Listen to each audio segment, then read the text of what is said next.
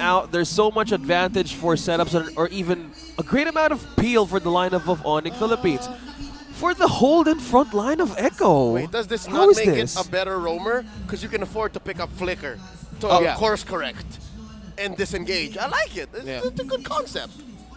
I'm understanding the idea around it, however, but in terms of, I feel like I would have preferred the Grok because you needed that instant crowd control to just disrupt some of the dives of Echo. Yeah. Unconditional. Yeah. Yeah. Guinevere, on the other hand, it's going to assume that they're going to be the one step ahead and setting things up. Yeah. If Echo start diving on them, it's going to be then up to the Nana to actually dish out the control to set it up for the Guinevere. So let's see if that'll actually work. Yeah, Gwyn is miserable on the defense. Yeah. Good on the offense. Okay, let's see how this series goes. It's Echo versus ONIC Philippines on their first match of the season. Let's see how this goes. Looking back on our predictions or even dynamic check on the draft. Carl TZ on this box share, and we have King Kong on the Frederick. I've missed the drums, I'll be honest. JP getting a fair bit of damage there. So that might actually be one of the things that we can think about in terms of having two magic damage dealers as your roam and your mid. You can actually poke down JP to make sure that he wouldn't be in a position to be the ones to initiate. Looking at the emblems, so that Master Assassin for Benny Cutie. So he actually wants to be able to beat Keller in lane, and that makes sense because again of the adjustments to the emblem preferences of the carry where you want to build it Fighter, Brave Smite, so the Master Assassin makes a lot of sense. Yeah, and also to think that the damage of Echo and ONIC that needs to be addressed from maybe entering on mid to late game, I think that matters if you're a Claude and a carry. Who steps on the gas first? Who actually rides their spaceship ahead of time? Because if damage is concerned here, they would need a lot of way to actually take down a lot in team fights. I just have this mental image now of like ONIC having a spaceship and the Echo Express actually being more close to being the Magic School Bus. Oh, like Sky High, you mean? I wasn't thinking of Sky. That's a deep You know cut. the actual Magic School Bus Kids show? That's a deep cut.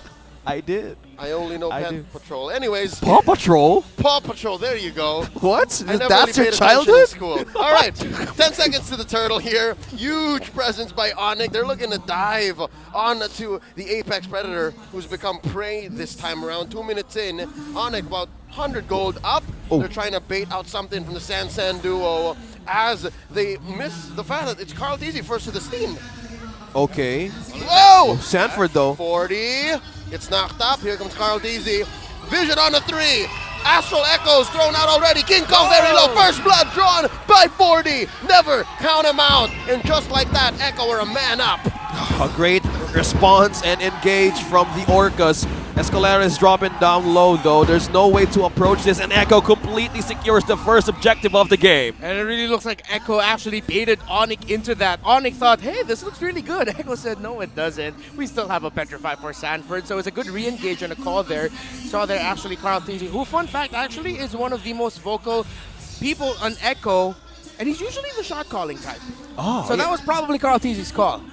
Yeah, and also I think it was King Kong who peeked first and actually missed to hit that skill right onto Sanford. I Crowd guess. control, yeah. Crowd control, yeah. So Not they kind stop of the damage. Yeah, they kind of felt like someone was into the bush. It was two waiting, Exactly. so it was a great call from Echo, and completely this is starting clean in the first 3 or 4 minutes of the game. Yep, ONIC definitely have to go into recovery mode this time around. And I hate to say it, you know, speak of the devil, this is a Guinevere on the defense. But I'd like to think it's not all over just yet. Just about 600, 700 gold ahead Echo is. This means right now that since Escalera has his ult, he can actually set up for a better team fight. Second turtle, they're already waiting just under a minute left. This is a damage type Gwyn on the roam actually. Lethal Ignition, and then the lead up to the Genius one is his first item. Let's see how they're going to make it happen. Goes up into the air. Baksha does. Called easy. Knocked out 4 men from ONIC. All it took to take down the 2-time world champion. Yeah, we're actually talking about how the damage will work. Well, Cartesi was actually having a great amount of crowd control and an early burst from those two combos. So a bit of a way to slow him down, but we still have time. But look at this, pokes from King Kong and JP. We're not done. I mean, it came at a very small price for JP to check that bush and make ONIC think twice about actually jockeying for position. Again, just a quarter minute left until the second turtle. Alright, see here the relationship between the Benedetta and X-Borg in lane can be quite dead. With two experienced MPL Philippines professionals, that's quite close to a dead lane. So it's going to be up to a rotation from their teammates to help them out. But then, of course, as usual, Benedetta's the first one usually out of the lane. Well, speaking of Benedetta, he has now the Hunter Strike present. Flicker though! Final slash from Daddy JP! Bruh. Knocking out Escalera. Already, once again, it's deja vu as ONIC is a man down and King Kong says, abort, abort. This is not a turtle we can take as Carl Teasy and the gang once again score a big objective. Wow, Echo made that look so easy. Calculated with their pickoff there onto Escalera. And the moment they saw that down, they said, let's take him out. Gets a turtle. King Kong, we'll go back. Okay, Appraiser's Wrath has been used as well. So Damage. Echo completely having a great clean start here. 5 minutes in the game. They have set up so much for ONIC to answer, even for just objective taking. And to think that they wanted to trap them in the most complicated ways, I think the delay is one of the priority of Carl Teasy. He's up against one level 9 against a late. Which I think is now defining their new playstyle. I'm thinking of a moniker, I'm thinking how to coin it. But right now, Carl Teasy catches one. It's Escalera in trouble. Flickers on out of that Lord Pit. And now Carl Teasy might go down here. Kelra, not enough damage. Put on to the box. Walks away with the puissance. Now JP in trouble. Dodges with a vengeance and gets taken down by Escalera. And now the trade. The storm's not done. Where are you going? PMI off cooldown. King Kong survives. He lives and he goes back to base. A great amount of response. How is that looking, Renmar? It's starting to look like a slow war of attrition right now as Echo getting very small wins. ONIC getting wins here and there, but ultimately it's Echo walking away with a bigger victory. BennyQT and Keller are still quite neck and neck in player gold. 6 minutes into the game though, if that 500 balloons passed 1-5, that means BennyQT won lane. Well, that gold advantage, if you're a Claude, you would need that gold, you would need that items to actually show up. Carl Teasy on his items as well. So this is a complete way to answer most of the damage threat that ONIC has. It's all about sustain. You have the utility from Carl Teasy. All he needs is to beef up and be tanky and answer and probably delay Keller, because right now the focus of Echo Express is on to go late, pressure Kellera most of the time. And how unfortunate it is for ONIC that it's that same lane where the turtle spawns. Here we go.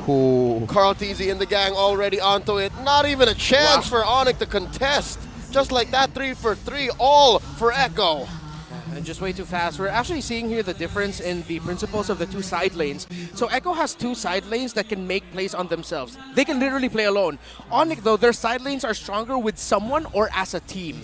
So that's why we see right now Echo have a little bit more freedom to just have fun around the map, because their side lanes can just go around on their own and be left alone. Which I think defines this new Echo Express. Yeah. I'd like to say it's a drive-by approach. They always just walk through lanes, see what's there, take it, and then move on to the next. It's, again, choking on it. It's what allowed for them to go up to close to 4,000 ahead under 8 minutes. And now look, BennyQT takes tier 2! Oh, and the TPs are up for Sanji. I love what he pointed out there. Just the right amount of confidence.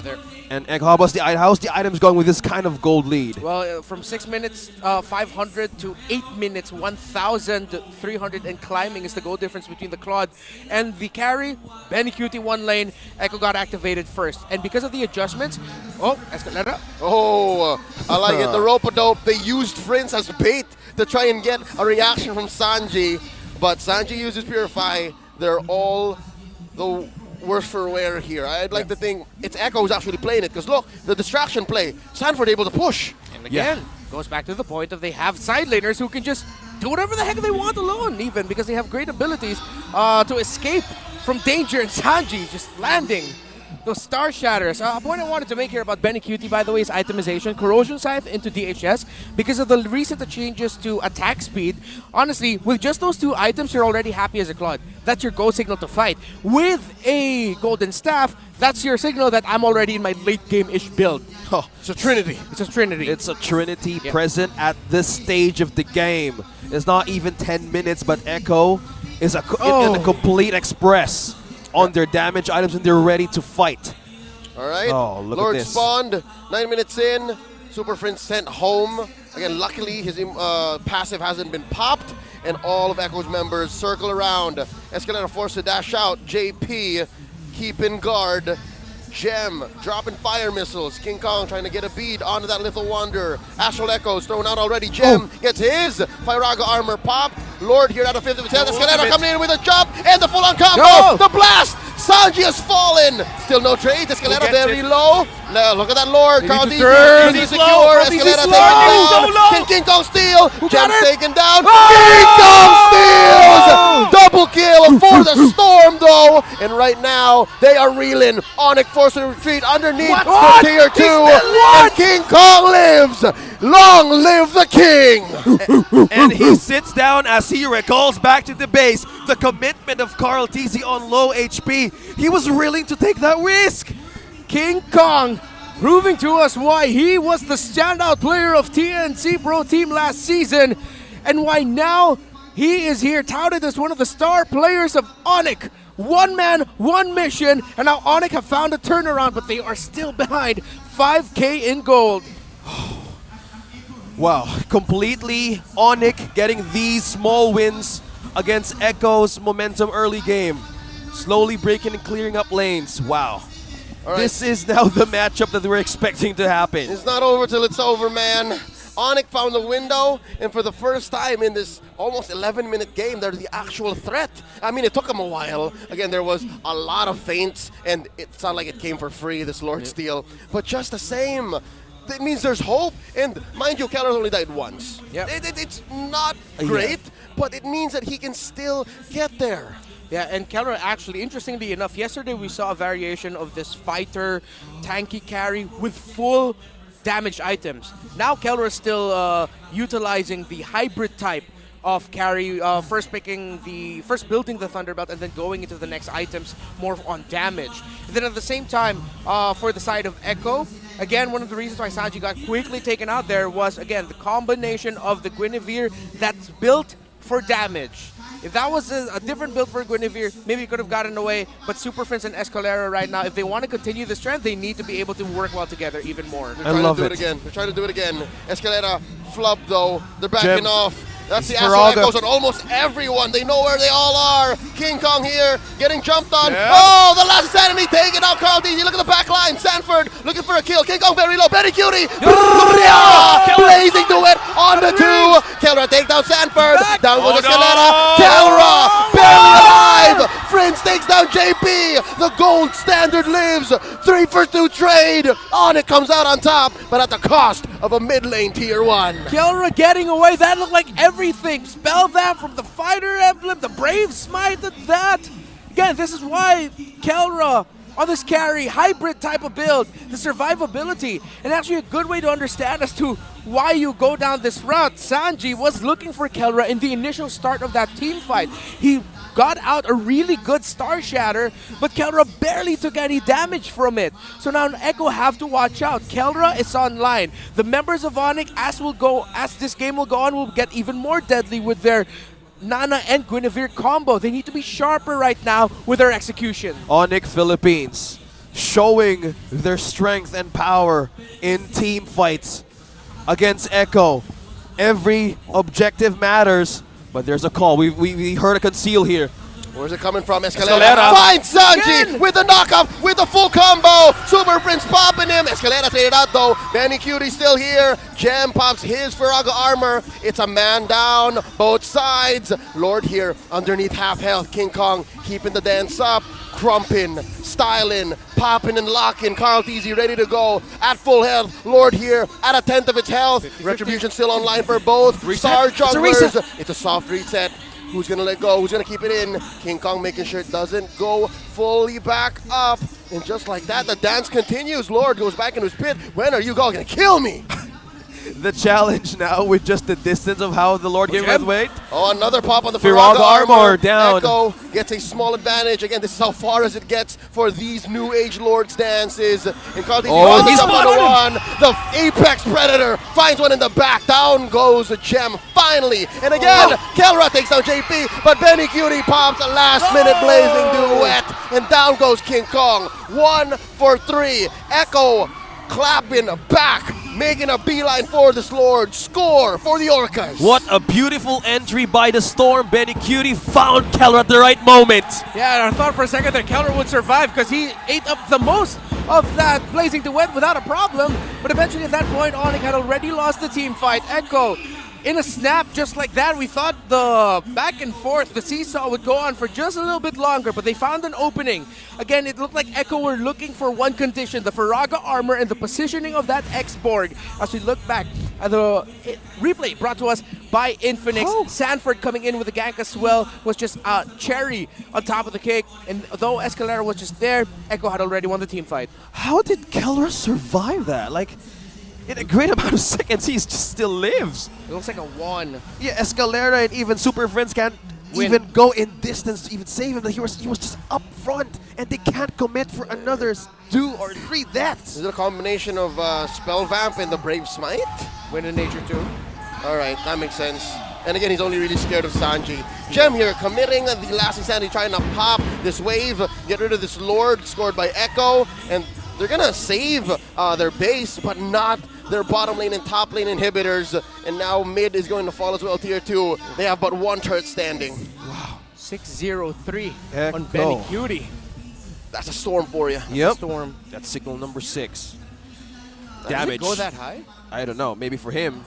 I don't know. I don't know. anything Just about basically this. with the numbers. All right. 6. Let's Oh, go and for 3. that. Signal number 6. Okay.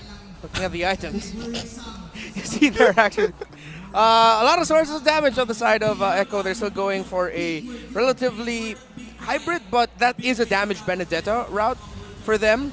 So, which is why ONIC, even though with their tight formation and their, well, majority of their lineup is very cooldown based, because of the distribution of damage on the side of Echo, it seems like for longer team fights, Echo is happier.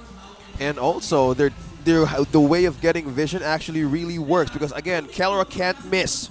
Most kills in a game last season with 17 kills. Yep, well, it was still playing for Smart Omega. It was a different color back then. But going back to the point on why it actually opened up Sanji's vision checks against ONIC, I'm seeing now the struggle of this Guinevere roam.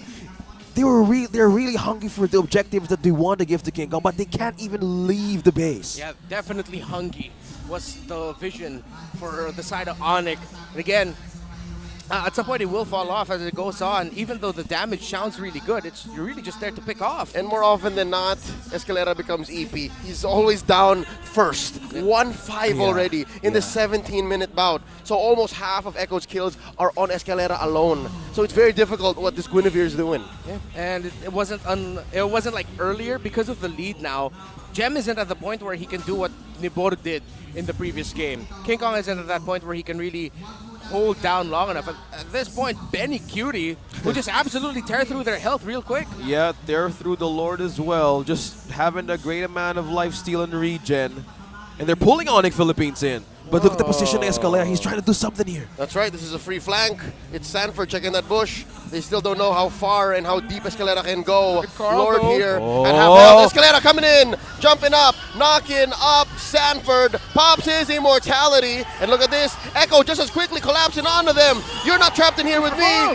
You're trapped in here with us. That's not how the line goes, but still no kills. Gem forced to retreat. Everyone's still up, no casualties just yet. And just the same, Echo pushing the advantage, leaving a wave up top for ONIC to deal with. And they're back at it at the Lord. So much resources and ultimates used. Echo completely getting another objective for themselves. Ow, that really hurts. But no contest at all. Carl TZ completely secures another objective for Echo.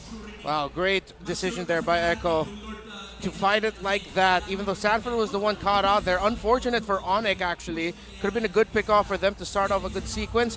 But I don't think ONIC saw, up until Carl Tizzi went out of the shrub, that he was in that one shrub up top there, where he's close to right now. That's what the call was supposed to be, a flank around that Lord. But then come team fight time, that just became Carl Tizzi free to dive Kelra, meaning Kelra couldn't help join and deal enough damage. Yep, it's a miracle that nobody from ONIC died. Yeah. And again, just the fact that Echo are sitting at a 7K, 8K gold lead, watching that team fight now in hindsight, as it replays in my mind, it looks like Echo time walked ONIC. It's like every decision that ONIC made, Echo had the trump card for it. And now, deep inside their own base, ONIC is trapped. No more flanks from Escalera, no more sneaky plays, and they have to play fair. Up front, defend from this lord, defend from the waves. Carl Deasy gets in with a conceal. Escalera popped like that. Benicute gets another kill. And down these waves go down, these members of ONIC. And just like that, they got overwhelmed. The Orcas take game 1. That's the first